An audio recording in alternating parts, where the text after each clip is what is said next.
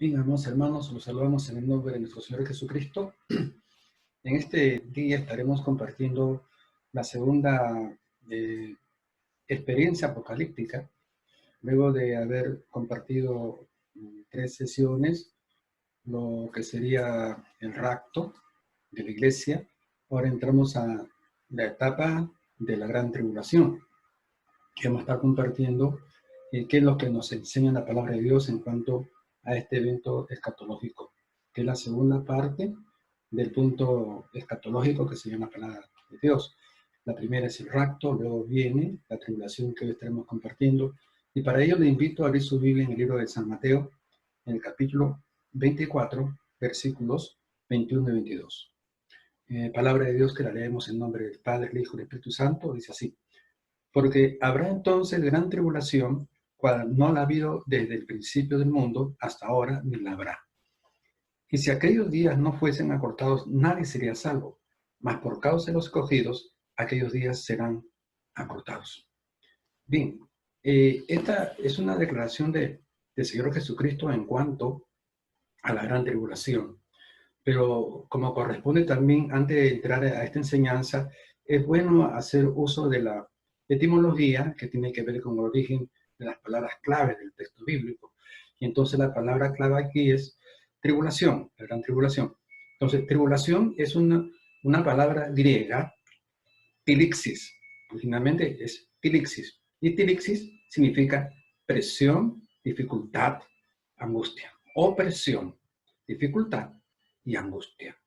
Si trabajamos los verbos de estas palabras, entonces vemos aquí algo interesante, que tilixis pues nos arroja opresión, dificultad y angustia. Entonces, trabajando estas palabras, entonces vemos primeramente una característica de opresión, que esa opresión pues ocasiona una dificultad, y esa dificultad pues ocasiona una angustia, una gran angustia. Entonces, la palabra tilixis pues se presta para hacer una mayor interpretación del término, ¿no?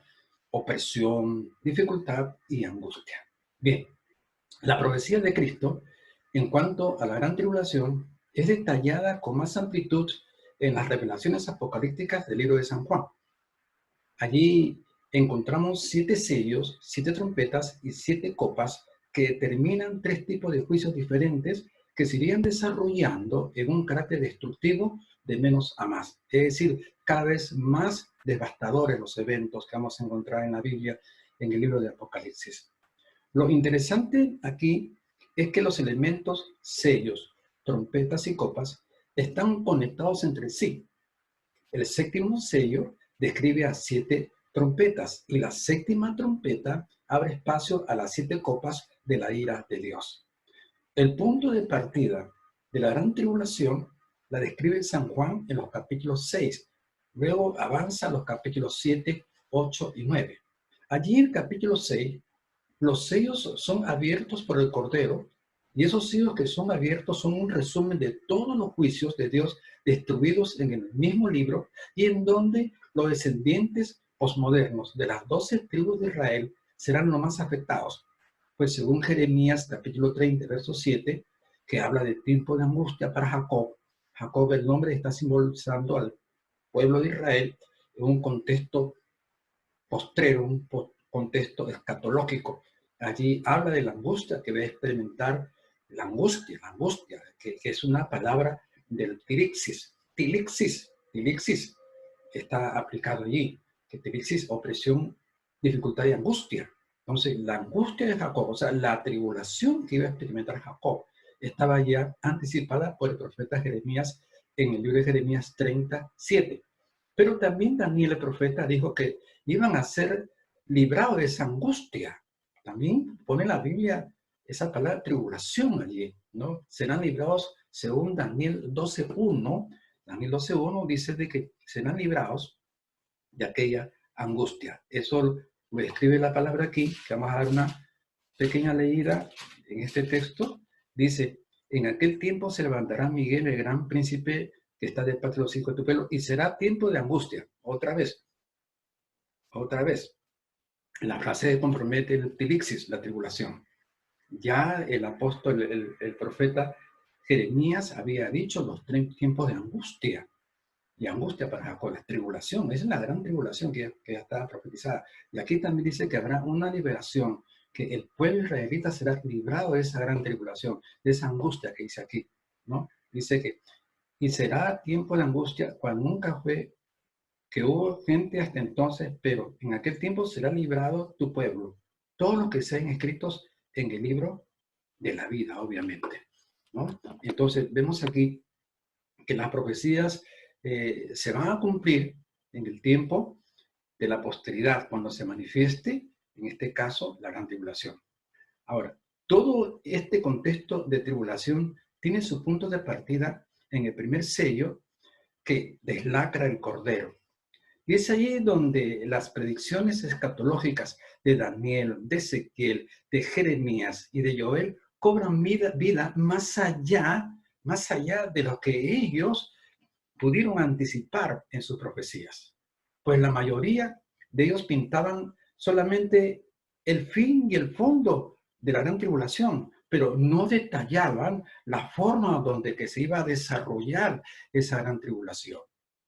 Entonces, vamos a entrar en lo que, cómo el principio, cómo se origina, cómo comienza esta gran tribulación, y es el Cordero de Dios, nuestro Señor Jesucristo, quien comienza a deslacrar los sellos de ese librito que describe el apóstol San Juan en su revelación apocalíptica. Entonces, vamos un momento para hablar un rato de este tiempo, en el capítulo 6 de Apocalipsis, versículo 1, vamos a ver estos acontecimientos. Apocalipsis, capítulo 6, verso 1, dice lo siguiente. Vi cuando el Cordero abrió uno de los sellos y oí a uno de los cuatro seres vivientes decir, como con voz de trueno, ven, mira. Y miré, y he aquí un caballo blanco, y el que lo montaba tenía un arco, y le fue dado una corona, y salió venciendo y para vencer. Vamos a describir pausadamente para ver de qué o de quién se trata esto. Dice verso 2. Y miré, y he aquí un caballo blanco, y el que lo montaba tenía un arco, y le fue dada una corona, y salió venciendo y para vencer.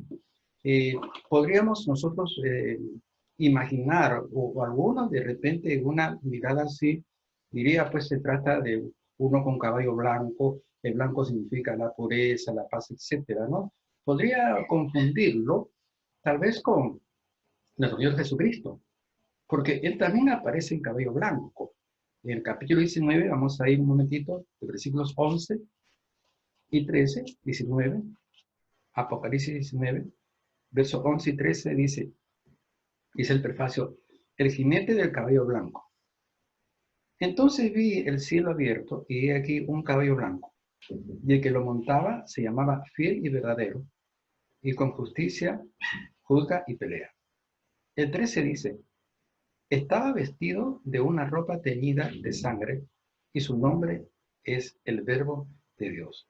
En el verso 16 más abajo dice, y en su vestidura y en su mulo tiene escrito este nombre, Rey de Reyes y Señor de Señores. Aquí vemos tres calificativos, tres títulos mesiánicos que se le aplica a Jesucristo, el Cordero de Dios. En el versículo 11 vemos fiel y verdadero. En el versículo 13 vemos el Verbo de Dios. Y en el versículo 16 vemos Rey de Reyes y Señor de Señores. Bien, nuevamente leemos lo que dice el 11. Entonces vi en el cielo abierto y aquí un caballo blanco y el que lo montaba se llamaba fiel y verdadero. Bien, entonces vamos nuevamente a lo que nos dice el capítulo 6 de Apocalipsis, verso 1, dice, cuando el Cordero abrió uno de los sellos y oí a uno de los cuatro seres vivientes decir, como con voz de trueno, ven y mira. Y miré y he aquí un caballo blanco, y el que lo montaba tenía un arco, y le fue dado una corona, y salió venciendo y para vencer. ¿Quién era este personaje? Este personaje era nada más, nada menos que el anticristo, el falso Mesías. Esta era la figura del anticristo. ¿Por qué? Primeramente, nosotros vamos a ir al libro de Mateo 24, 24, donde nos dice claramente, con mucha claridad, que aparecerán falsos cristos, que engañarán, si es posible, aún a los escogidos, aún a los escogidos, ¿no? Un poder engañoso, una persuasión tan eficiente, tan eficaz, que van a persuadir, van a seducir aún a gente madura. O sea que lo van a seducir a mucha gente, a muchos teólogos judíos. Pueden engañar a muchos judíos, sí, porque estamos hablando del tiempo de la gran tribulación, donde mayormente va a ser afectada todos los descendientes de las 12 tribus de Israel, de la época posmoderna, en el futuro, en la posteridad. Entonces, leemos lo que dice 24 Mateo. Nos dice, porque se levantarán falsos cristos y falsos profetas que harán grandes señales y prodigios, de tal manera que engañarán, si fuese posible, a unos escogidos. Entonces, el anticristo se va a engañar a las naciones, como dice en otras partes de la escatología apocalíptica. En esta parte se está disfrazando prácticamente del Cordero, del Mesías, engañando con su persuasión y con sus poderes carismáticos, porque dice que también habrá maravillas, proezas, milagros, portentos, hazañas. Grandes milagros hará el anticristo. Y van a engañar, muchos dirán, este es Dios, este es el Cristo que es Dios. Todavía Cristo no aparece sino hasta el fin de la tribulación, cuando desciende con su iglesia poderosa y conquistadora. Entonces engañarán. Entonces, eso trata de hacer una segunda venida engañosa. El anticristo trata de aparecer como ya que Cristo viene. Jesucristo no se aparece en la tribulación, sino al final de la tribulación, cuando ya se han dado los juicios. Pero aquí trata de engañar el anticristo de que el mismo Cristo ha descendido en esa época de tribulación. Entonces, vemos aquí el versículo 2 del capítulo 6 de Apocalipsis, nuevamente dice, y miré he aquí un caballo blanco, el caballo blanco y simboliza la pureza, ¿no? Y el que lo montaba tenía un arco, pues un arco en el contexto histórico de la Biblia antiguamente, un arco se usaba para una matanza de una guerra, era un instrumento bélico, era un instrumento militar, era un instrumento letal, y también se usaba en la cacería, para cazar animales, venados, etc. Era una herramienta letal. Y entonces vemos aquí que tiene un arco destructivo para cazar almas, para destruir almas, disfrazado de un caballo blanco, que significa la pureza. Y luego dice, tenía un arco y le fue dada una corona de Dios, una autoridad. La corona se le da prácticamente a un rey. Un rey es la máxima autoridad de una nación. Entonces, en ese tiempo, en esa dispensación de tribulación, tendrá una máxima, se le concederá o se le va a permitir una máxima autoridad al anticristo. Y luego dice aquí, y salió venciendo y para vencer. O sea, tenía, ¿qué cosa? Esas características, esas nociones, ¿no?, que le permitirían, ¿qué cosa? Alcanzar sus objetivos destructivos, el anticristo, venciendo en sus propósitos satánicos. Entonces, vemos aquí que cuando Jesucristo deslacra, ¿no?, del libro, el primer sello, pues está anunciando la aparición del anticristo, que vendría a engañar al mundo entero. Como decía 2 Corintios, en el capítulo 11, versículo 14, y podemos leer nosotros en la Biblia, 2 Corintios 11, 14, dice que Satanás se disfraza como ángel de luz. Jesús había dicho que aparecerán falsos cristos, que engañarán aún a los mismos escogidos.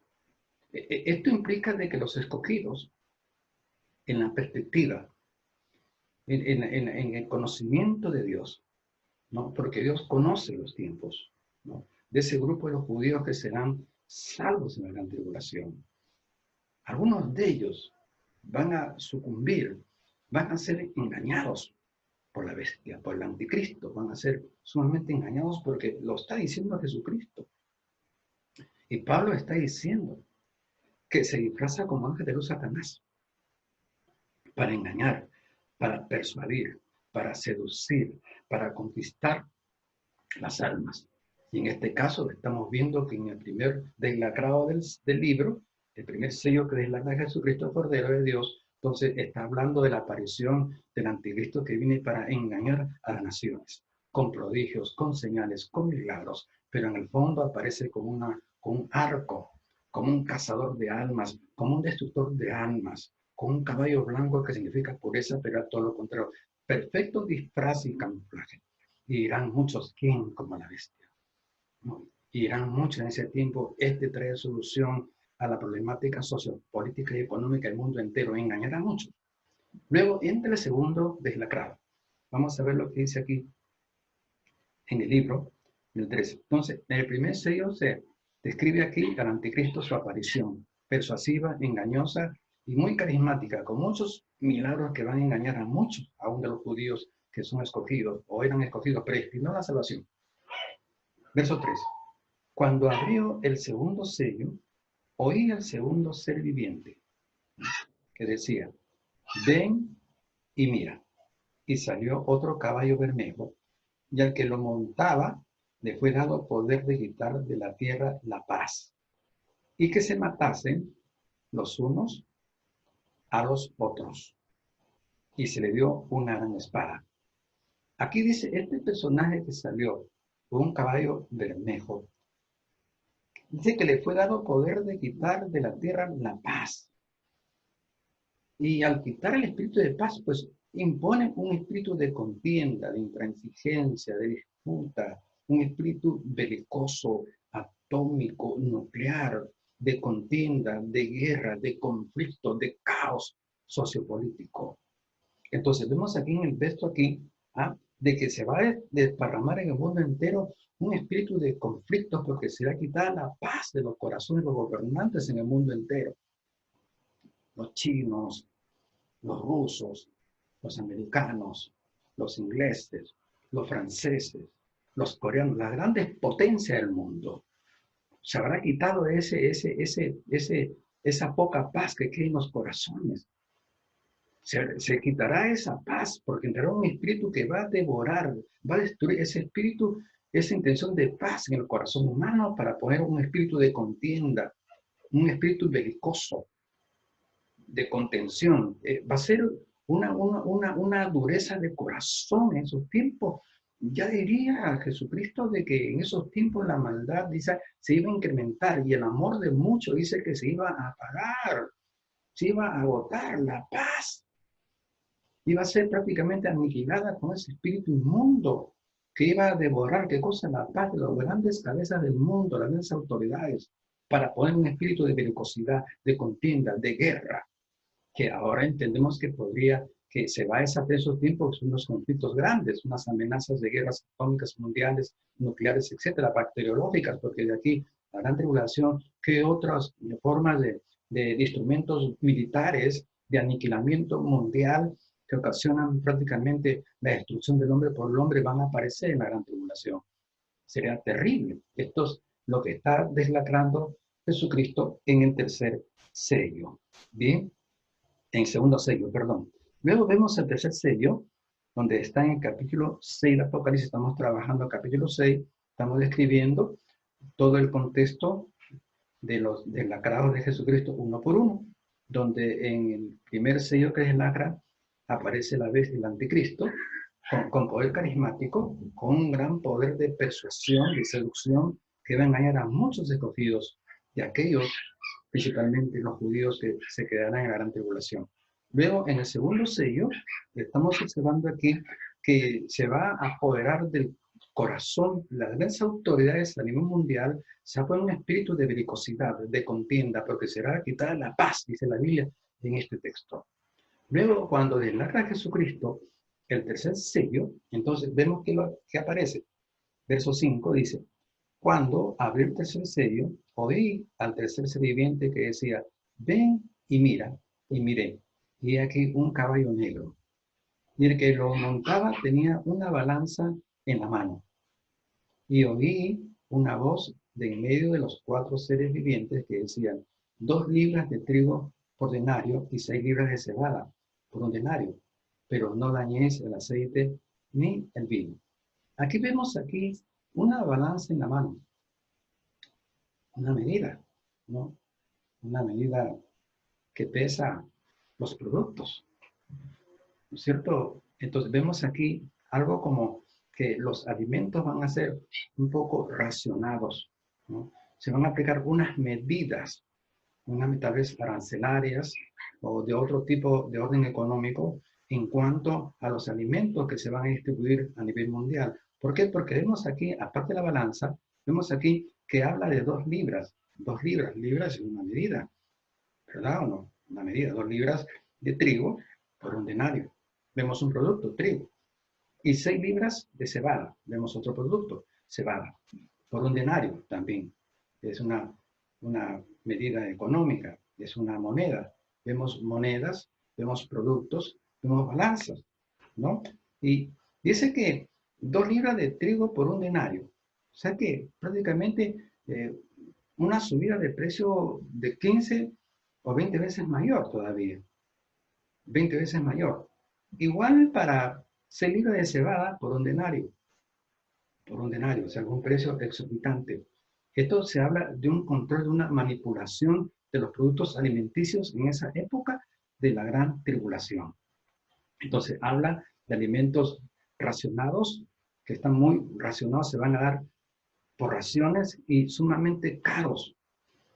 Entonces, va a haber prácticamente que esto va a originar que los alimentos suban, que sean racionados, y entonces esto va a generar ciertos eh, problemas en la economía mundial, y también mucha gente no va a consumir lo que tiene que consumir para su perfecto desarrollo humano, y esto como consecuencia van a traer enfermedades como esa enfermedad en la sangre que se vuelve cada vez más pobre y causa una leucemia y la anemia en los niños. O sea que va a haber un problema ocasionado por la carencia de alimentos y el alza del costo de estos alimentos, como está escribiendo la palabra del Señor. O sea que habrá problemas con los alimentos muy, muy contundentes.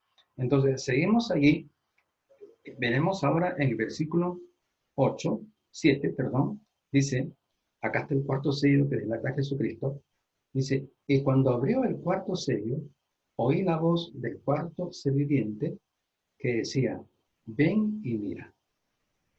Miré, y he aquí un caballo amarillo, y el que lo montaba tenía por nombre Muerte, y el Hades le seguía. Le fue dada potestad sobre la cuarta parte de la tierra para matar con espada, con hambre, con mortandad. Si es que le fue dada, ¿qué cosa dice? Dice una potestad para matar, dice, para matar con espada, con hambre, con mortandad, dice, con hambre, con mortandad y con la fila de la tierra. Pero acá vemos algo interesante en el caballo amarillo, que lo montaba tenía por nombre Muerte y el Hades le seguía. La muerte y el Hades le seguía. Entonces, si vamos a aplicar algunas figuras aquí, el Hades, el Hades es un lugar de los muertos, ¿no? En hebreo era Seol, que es el lugar de los muertos. Y en griego es Hades, que es el lugar de los muertos. Pero recordemos algo interesante para poder entender lo que está diciendo el texto y el significado y el contexto que encierra la muerte y el Hades que le seguía. Cuando Jesucristo murió, descendió al Hades. Y según Efesios capítulo 4, llevó cautiva la cautividad. O sea que se llevó a las almas que estaban en el lugar de reposo. Aquellas almas que habían hecho una simbología perfecta, una simbología expiatoria perfecta para salvaguardar sus almas, para preservar sus almas. Esos judíos se habían arrepentido antes de Cristo presentando un animal, un cordero o una oveja al sacerdote. El sacerdote había impuesto las manos sobre el pecador, el penitente, y las manos también sobre el animal. Como la paga del pecado era muerte, Pues al ser transmitidos en un sentido figurado y espiritual, los pecados del penitente al holocausto, al animal, entonces el animal tenía que morir. Pero para que esta figura cobre vida, cobre legalidad soteriológica, o sea que sea una actitud legal que permita una salvación, tenían que haber dos elementos espirituales importantes. Era la fe y el arrepentimiento. Jesús dijo, arrepentidos y creed para ser salvos. Entonces, la salvación del judío en la antigüedad, antes de Cristo, no radicaba simplemente el hecho de comprar un cordero o una tórtola y sacrificarla y ya está, quedé limpio, es cristiano. No, no es así. Nadie es salvo por obras, sino por gracia de Dios. Para que pudiese alcanzar el judío, preservar la gracia antes de Cristo, él tenía que experimentar compulsión y fe. Es decir, que cuando se acercaba con el holocausto para ser sacrificado por sus pecados, el judío tenía que tener una expresión de compunción. Compunción viene de un vocablo griego que significa vergüenza y tristeza profunda. En este caso, por haber ofendido a Dios de una u otra manera. Entonces, cuando se acercaban allí, estaban reconociendo, se acercaban con un espíritu compungido, reconociendo que habían fallado los decretos, los estamentos, estatutos, mandamientos, ordenanzas y leyes de Dios. Había tristeza y vergüenza profunda por haber agraviado los mandamientos mosaicos, los decretos de la Torá. Pero también había una expresión de fe, porque cuando se acercaban y decían, así como este cordero muere por mis pecados, así yo sé que vendrá el Mesías, el Hijo de Dios, quien con su muerte va a expiar todos mis pecados. Entonces hubo aquí una expresión de fe y arrepentimiento. Y con esa expresión de fe y arrepentimiento ya se daba la figura de traslación del pecado. Entonces, los pecados del penitente judío eran transmitidos a la oveja, al animal. Y el animal tenía absorbiendo los pecados, un sentido figurado también que iba simbolizando a Jesucristo que absorbe el pecado del mundo para quedar limpio de pecado y salvos en la gracia de Dios. Entonces, cuando Jesucristo desciende al Hades, el Hades tenía dos compartimientos, el lugar de tormento y el de reposo, según el libro de Lucas capítulo 16, que Jesús narra en la secuencia de Lázaro y el rico, donde hay dos divisiones en el Hades. Entonces, la gente mala está en el lugar de tormento y la gente que había hecho su expiación simbólica de Jesucristo mesiánica estaba en el lugar de reposo. Cuando Jesucristo desciende al Hades, en Efesios capítulo 4, se lleva cautiva a la cautividad. Entonces, ya prácticamente clausura en el Hades el departamento del lugar de reposo, porque ya se lleva las almas de allí.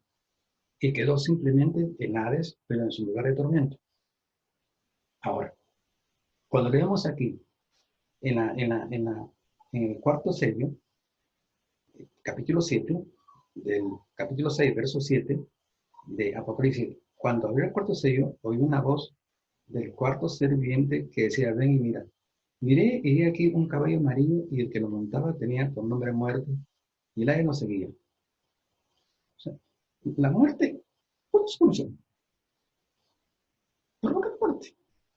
Provocar muerte. Pero lo interesante es que lo seguía el Hades, o sea que los muertos iban al Hades, o sea que eran perdidos. El Hades existe, pero en su lugar, en su espacio, en su carácter de condenación, no de reposo. Porque ya no existe el Hades como reposo, sino como lugar de tormento. Las personas que fallecen sin Cristo no se van al infierno, porque el infierno va a ser inaugurado para los seres humanos después del milenio, después del juicio del trono blanco que describe Apocalipsis capítulo 20, versículos 12, 13 y 14. Entonces, aquellos muertos eran muertos ya asegurándose una condenación eterna en el Hades. La muerte mataba y de frente al Hades a la condenación. A esperar que termine el milenio, de ahí ser juzgados conforme a sus obras. Seguimos leyendo lo que dice el versículo 8. Dice, muerte y el Hades le seguía, y le fue dada potestad sobre la cuarta parte de la tierra, para matar con espada, con hambre, con mortandad. Dice que se le da, ¿qué cosa? Se da potestad sobre la cuarta parte de la tierra para matar con espada, con hambre, sobre la cuarta parte de la tierra.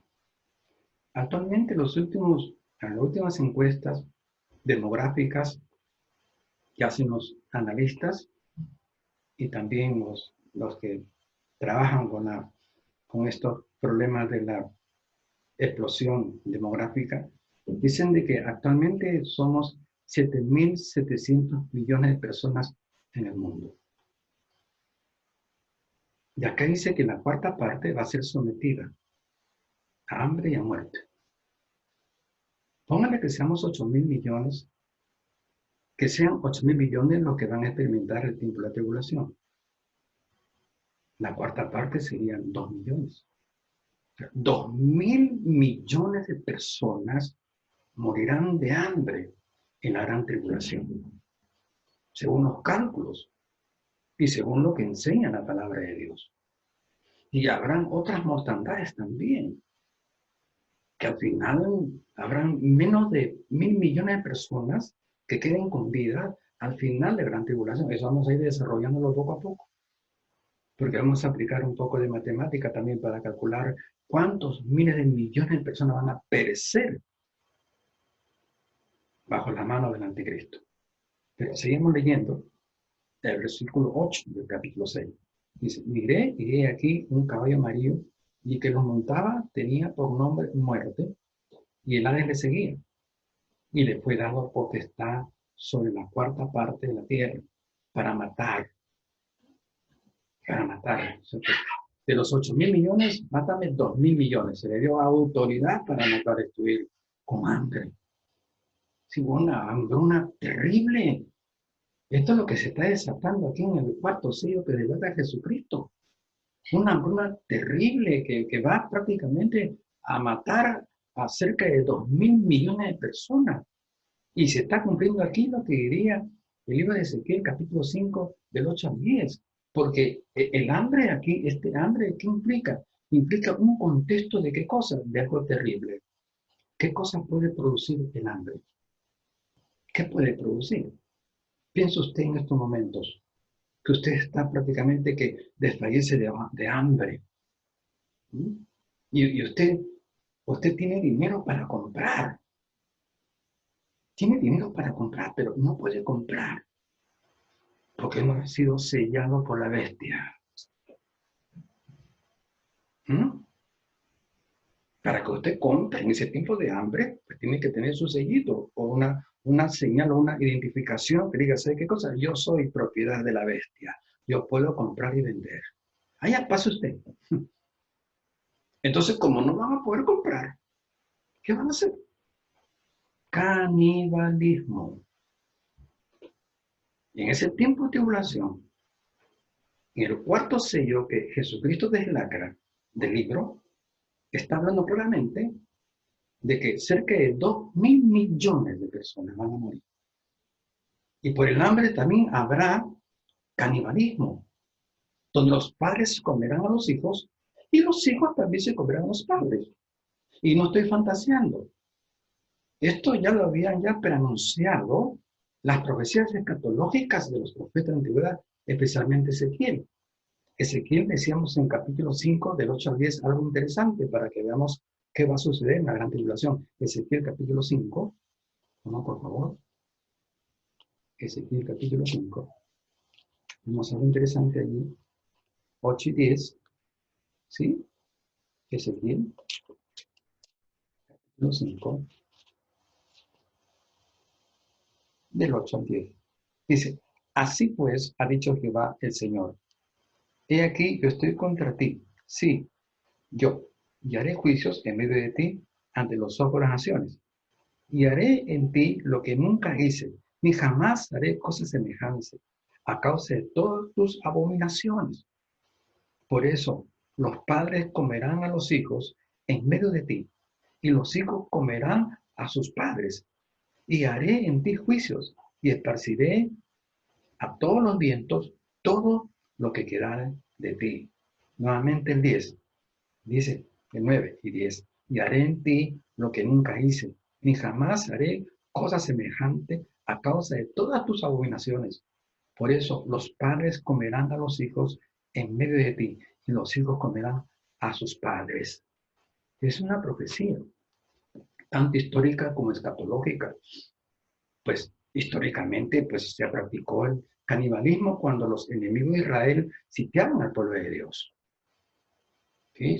Y el sitiar a una nación, a un pueblo, significa acorralarlos y no darles opciones para que salgan a recoger del campo los puntos agropecuarios o ganaderos. Y en sitio, pues como no hay sustento, no hay víveres, pues comienzan a comer los perros y los gatos, ¿no? Las ratas, los ratones, las cucarachas, y cuando no hay nada que llevarse el estómago, pues van a mirar de reojo, ¿no? Dame aquí tu niño que mañana serviremos a mi niño.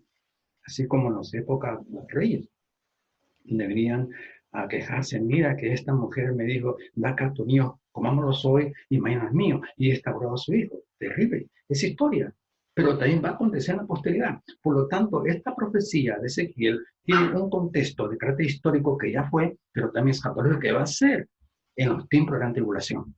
Eso es lo que está diciendo y enseñando aquí la palabra del Señor. Nuevamente leemos Apocalipsis, capítulo 6, en el versículo 8. Miré y he aquí un caballo amarillo, y el que lo montaba tenía por nombre Muerte, y el Hades le seguía, y le fue dado potestad sobre la cuarta parte de la tierra, para matar con espada, con hambre, con mortandad. Qué tremendo aquí. ¿Sí? Estamos viendo algo, pero muy terrible, muy terrible. Canibalismo, mortandad. Ese espíritu canibalista que se va a derramar en los tiempos de tribulación, que va a cocinar luego este hambre, va a cocinar pues una mortandad de cerca de 2.000 millones de habitantes del globo terráqueo a nivel mundial. Hambruna a nivel mundial. Esto es lo que dice. Y producto de esa hambruna, canibalismo. Producto de esa hambruna también cerca de 2.000 millones de habitantes de todo el globo terráqueo. Eso es lo que está destapando el delacrado del cuarto sello que delacra nuestro Señor Jesucristo, el Cordero de Dios. Seguimos leyendo. Estos son lo que está aconteciendo, lo que va a acontecer en la gran tribulación. Y esto va gradualmente porque cada vez la pesadilla se hace más impresionante, se hace más contundente. Esto de la gran tribulación es algo que nunca en la historia se había vivido, pero que lamentablemente se tiene que vivir y experimentar porque está escrito por Dios, está advertido por Dios. Seguimos adelante. Dice en el versículo 9, cuando abrió el quinto sello, ya estamos en el quinto sello, vi bajo el altar las almas de los que habían sido muertos por causa de la palabra de Dios y por el testimonio que tenían. Y clamaban a gran voz diciendo, ¿hasta cuándo, Señor, santo y verdadero, no juzgas y venga nuestra sangre de los que moran en la tierra? Obviamente, de que estas personas que estaban reclamando, ¿no?, la respuesta de Dios, ¿no?, el juicio de Dios sobre aquellas personas que habían, o aquellas potestades infernales que habían provocado esas muertes, precisamente gente que no se dejó sellar, los judíos que no se dejaron sellar, los nuevos convertidos de aquella dispensación de la tribulación que aceptaron a Jesucristo y no se dejaron sellar, fueron muertos. Probablemente practicaron también el canibalismo. Sí, aquí dice la Biblia. Pero lo cierto es que estaban dentro del marco de esas cerca de 2.000 millones de personas que fueron muertos en ese periodo, en ese primer periodo de la tribulación. Estamos hablando de primer periodo, porque hubo varios periodos durante los años que describe la palabra del Señor. Este es solamente el comienzo nada más, porque vienen cosas peores. Vamos a estar describiendo poco a poco conforme avancemos este estudio de la palabra de Dios. Así que seguimos leyendo. Aquí, cuando abrió el quinto sello, vi bajo altar las almas de los que habían sido muertos por causa de la palabra de Dios y por el testimonio que tenían. O sea que dieron testimonio de decir de cosas, los escogidos de Dios, testimonio de ser auténticos hijos de Dios, ¿no? ser fieles a Dios, un testimonio de fidelidad.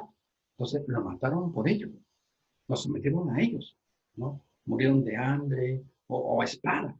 Muchos murieron a espada y muchos de hambre. Dentro de esos muchos también practicaban obviamente el canibalismo, como estaba profetizando Ezequiel. Sufrieron por causa de Jesucristo, por mantenerse fieles. No se dejaron sellar, porque no se podía comprar ni vender. Como yo no puedo comprar ni vender, entonces ¿qué hago? Me como mi perro. No puedo comprar porque si no tengo que tener el sello a la vez y no lo puedo comprar. ¿Qué hago? Me como mi gato. No hay gato, busco y cazo ratones. Y después que no hay nada. La Biblia dice que se comerán los padres a los hijos. Y los hijos también se comerán a los padres. Dentro de ese marco de tribulación, vemos a gente que dentro de ese marco tribulativo, pues fue fiel a Jesucristo. Ahora muertos están reclamando Dios venganza. ¿Y qué le dice el Señor? Nuevamente bajamos. Estamos en capítulo 6, versículo 10. Dice, y clamaban a gran voz diciendo, ¿hasta cuándo, Señor santo y verdadero, no juzgas y vengas nuestra sangre en los que moran en la tierra? ¿Sí? Y se le dieron vestiduras blancas y se le dijo que descansasen todavía un poco de tiempo, hasta que se complementara el número de sus consiervos, sus hermanos, que también habían de ser muertos como ellos. Más muerte, que no bastaban los cerca de 2.000 millones de muertos, esos muertos que fueron desatados, esa muerte de edades que se desata, no bastaba, sí, vendrían otros miles de millones más. Esto era el comienzo, era la tribulación en su etapa de transición, mortal y tal, pero vendrían tiempos más desesperantes. Estas almas aquí están reclamando venganza.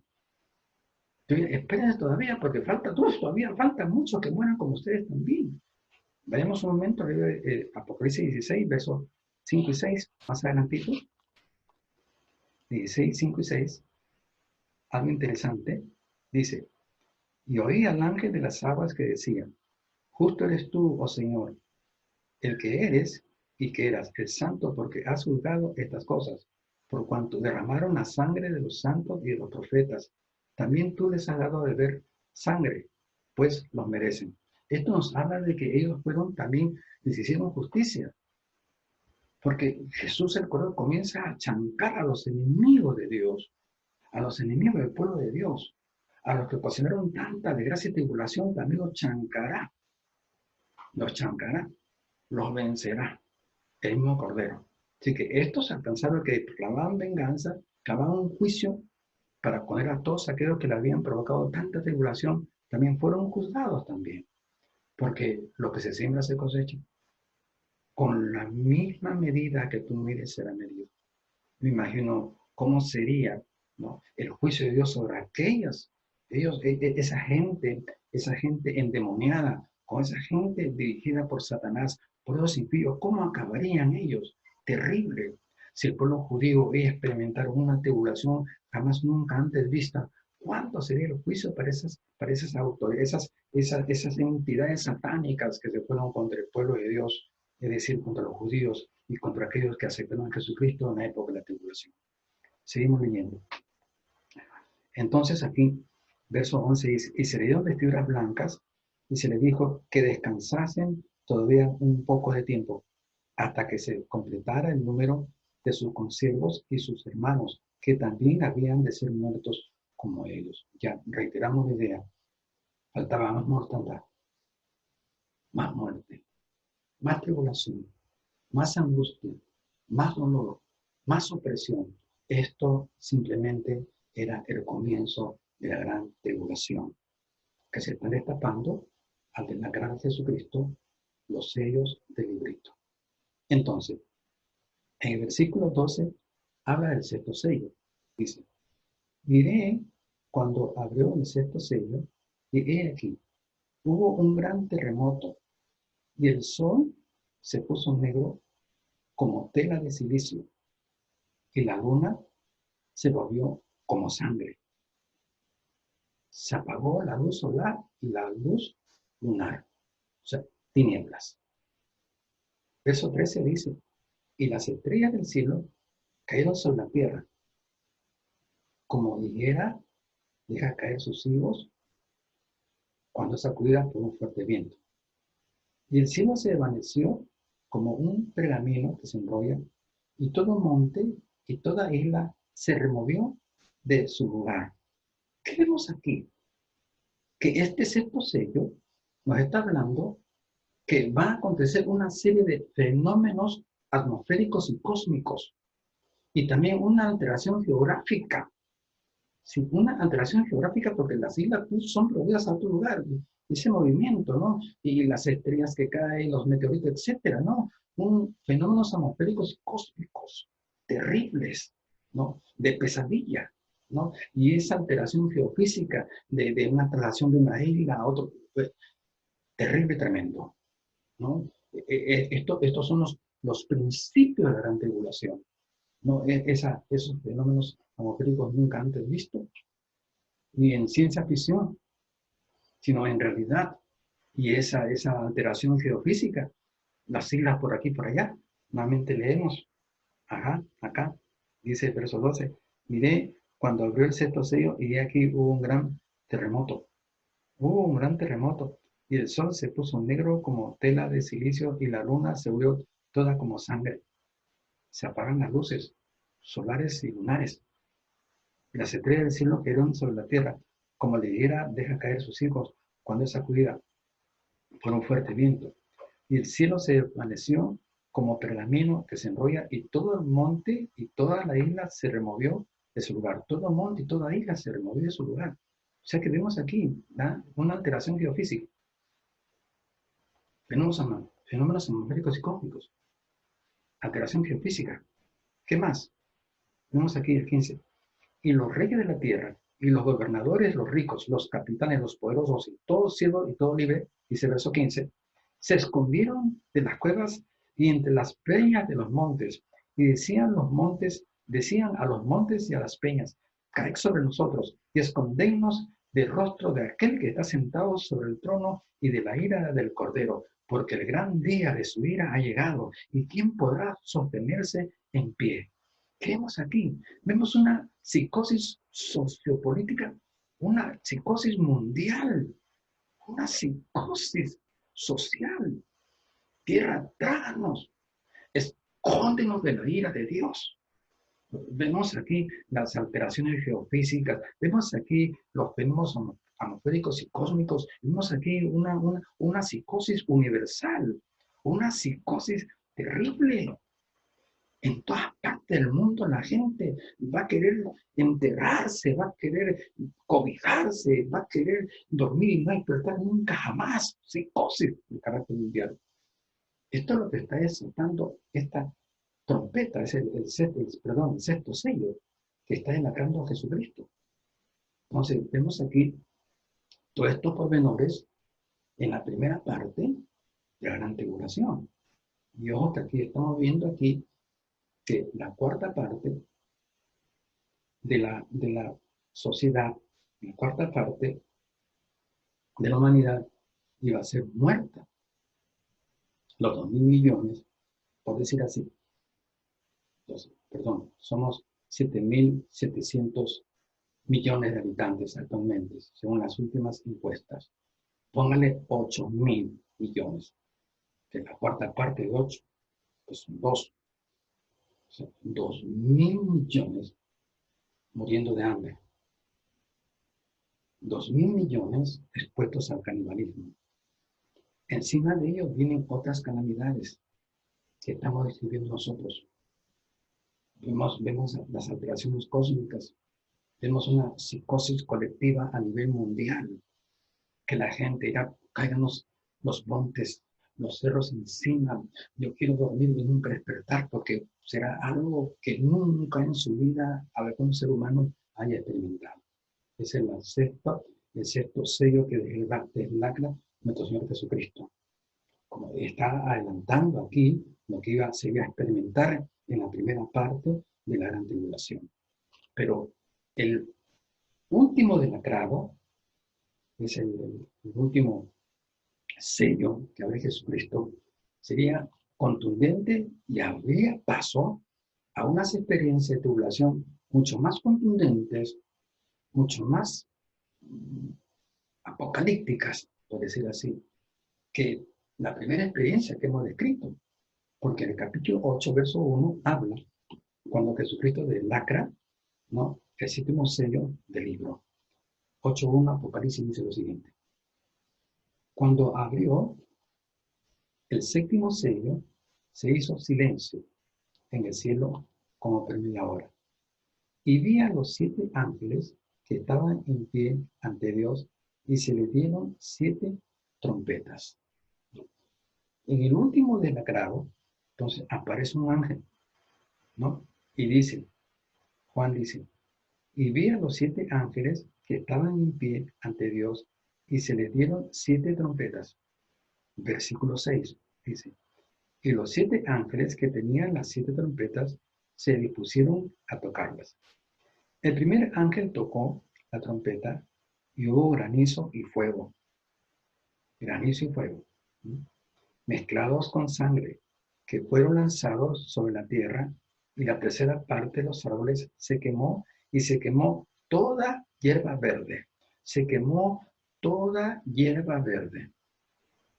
¿Qué significa el hecho de que cuando este ángel toca la primera trompeta, dice que hay una quemazón de toda hierba verde? Y también dice algo, que la tercera parte de los árboles se quemó. Sí, pero se quemó también toda la hierba verde. O sea que habrá en el toque de esta primera trompeta, que aparece luego desde lacrar, ¿no?, el séptimo sello, Jesucristo el Cordero, dice que se va a desatar sobre la humanidad una ruina y una quiebra total en el aspecto agropecuario.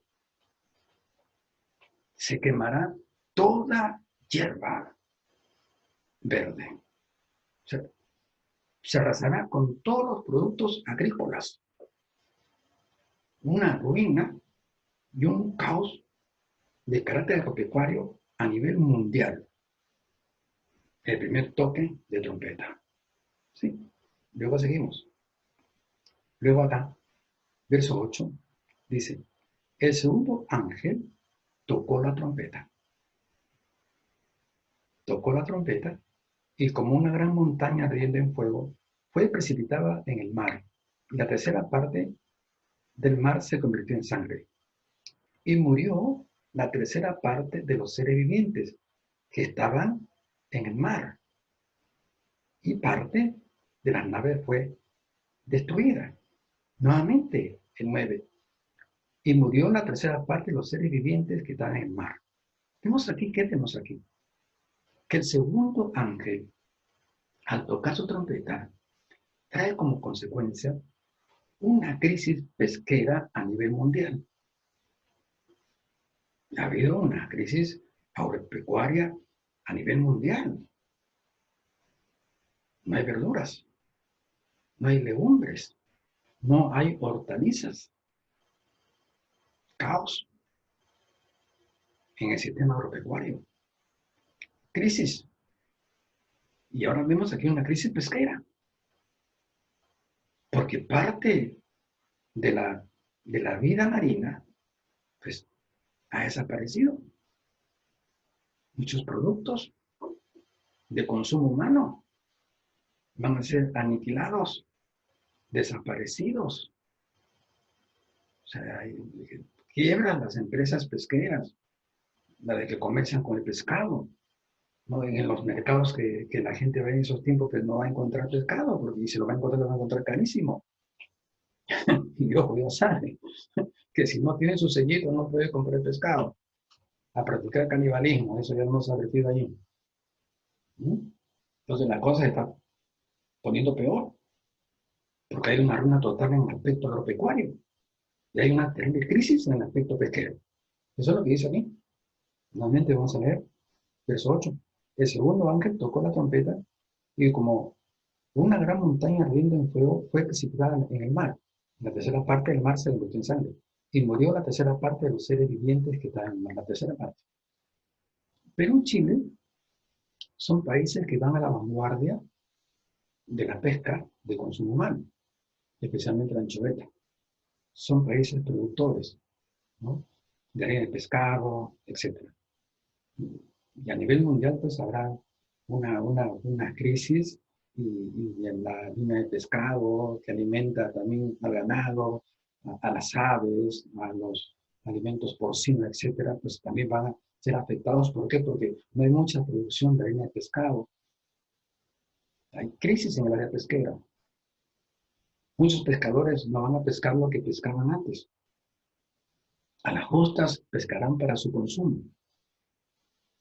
Y esto que no pueden salir mucho, ¿por qué? Porque es una pérdida cuantiosa la inversión de gasolina y de petróleo. Van a salir para que no haya nada. Entonces van a usar entonces rústicamente sus barcillas o botes a vela para salir a buscar algo, aunque sea, porque va a escasear la pesca. Va a ser terrible. Los puertos pesqueros van a sufrir. La gente que subsiste, comercializa y vive la pesca va a sufrir a nivel mundial. Eso dice la palabra del Señor. Eso dice cuando este ángel suena su segunda trompeta. No va a haber un caos agropecuario, un caos de carácter pesquero. ¿Qué más? Seguimos leyendo. Acá. Verso 10. Capítulo 8, Apocalipsis. El tercer ángel tocó la trompeta y cayó del cielo, dice, cayó del cielo una gran estrella ardiendo como una antorcha y cayó sobre la tercera parte de los ríos y sobre las fuentes de las aguas. Sobre los ríos. Bueno, ahí pues no hay recursos, muchos recursos en el mar, pues vayamos a los ríos. Y los ríos también van a ser afectados. La vida acuática de los ríos también va a sufrir bajas serias. Y la gente del campo que subsiste con alimentos de pesca del río también va a sufrir las consecuencias en la gran tribulación. Seguimos leyendo. Dice, verso 10. El tercer ángel tocó la trompeta y cayó del cielo una gran estrella ardiendo como una antorcha y cayó sobre la tercera parte de los ríos y sobre las fuentes de las aguas. Sobre el puente de las aguas. Vaya, vaya, va a afectar el agua. Y esos ductos acuáticos y las empresas del agua y las cañerías y el agua que vienen a las casas, va a haber falta de agua, escasez de agua. ¿Por qué? Porque vemos aquí que está afectando grandemente los sistemas acueductos. Las fuentes de agua van a ser afectadas grandemente. Los suministros de agua a nivel local, regional, nacional, internacional y mundial van a ser afectados en todo el mundo. Escasez de agua, señales. Aquí dice la Biblia. Seguimos leyendo. El tercer ángel, verso 10, tocó la trompeta y cayó del cielo una gran estrella ardiendo como una antorcha y cayó sobre la tercera parte de los ríos. Ajá. Ah. Dice que como una antorcha ardiendo. Fuego en el agua. ¿Qué produce? Evaporación. Evaporación. Nos hace recordar el profeta Elías cuando clama a Dios, Dios, mira, ve, da una lección a eso de abajo. Señor, manda fuego para que pueda lamer y apagar, consumir esta agua. Vino fuego y lamió el agua y secó el foso. Y se te ardiente que va a caer sobre ríos y están creados, pues van a provocar, ¿qué cosa? Una sequía mundial, señores y señoras. Consumación de las áreas acuáticas, afectando, secando ríos, secando manantiales. La gente padecerá de sed. No nos quedará otra, sino que a los que viven fuera de lejos del mar, importar agua salada, para tomar agua salada, que no es mala. Sí, terrible, terrible. No habrá agua en los caños. La gente no va a poder bañarse ni ducharse. No hay agua para limpiar los servicios higiénicos. proliferación de moscas, proliferación de enfermedades ocasionadas por la falta de higiene. Es terrible, qué terrible, seguimos viendo. Verso 11. Y el nombre de la estrella es Ajenjo. Esa estrella que va a comenzar a, ¿qué cosa? A evaporar, a volatilizar todo el agua de los ríos y los manantiales, causando un caos a nivel mundial, una seta a nivel mundial, ¿no? Y el nombre de la estrella es Ajenjo, y la tercera parte de las aguas se convirtió en Ajenjo, y muchos hombres murieron a causa de estas aguas, porque se hicieron amargas, o sea, se hicieron tóxicas. Aparte de que había escasez, el agua que quedaba era tóxica, era venenosa. Y mucha gente en su afán de ser por hacer su sed, consumía esa agua y se moría intoxicada, envenenada. Acá dice la Biblia. ¡Qué terrible tribulación! Estamos viendo que vamos de menos a más, que la primera parte de tribulación ya la hemos descrito nosotros, en el grado de las 6 primeros sellos. En el séptimo sello, pues, hay un ángel que sale con 7 trompetas, etc. Salen los ángeles con 7 trompetas. O sea que acá se pone el asunto mucho más duro. Después de llovido mojado, tremendo y terrible, cómo evoluciona, cómo se desarrolla, cómo se magnifica en dolor, en angustia, en opresión, la gran tribulación que va de menos a más. Terrible. Seguimos leyendo. Versículo 12. El cuarto ángel tocó la trompeta y fue herida la tercera parte del sol y la tercera parte de la luna y la tercera parte de las estrellas, para que se oscureciesen la tercera parte de ellos y no hubiese luz en la tercera parte del día y asimismo de la noche. O sea, una oscuridad y penumbra a nivel mundial, a nivel universal. Penumbras, tinieblas, oscuridad. ¡Qué miedo! ¡Qué terror! ¡Qué pánico!